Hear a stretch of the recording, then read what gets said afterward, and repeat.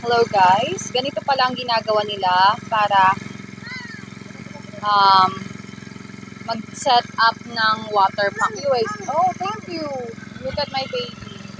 What's that, Lily? Baby belly. Very good. Now you go and play, Anna. For you. Okay, thank you. Can you put it on mommy's bag? Open the zipper. Put it and cover it. Sige na, cover it, Anna. Yeah, just keep it there.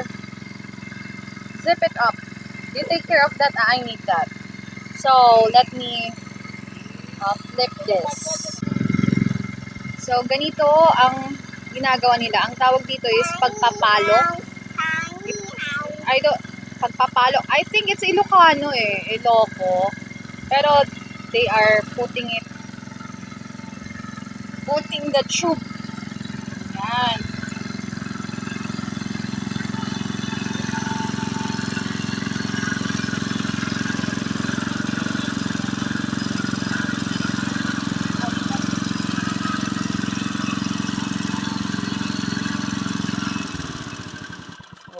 Yan sila manong.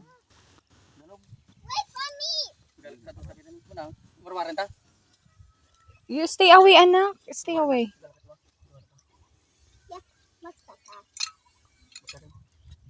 So that's their system of boring the tube. Excuse me, anak. Curious lang po kasi kami. First time naming makakita. Hindi ko maintindihan yung tatay ko, nag-aaway na kami. Ganito pala.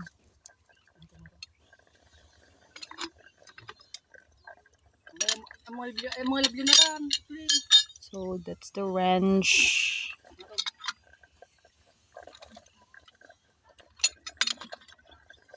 Galing-galing. So that's it guys. Yan po ang ating gintong kaalaman.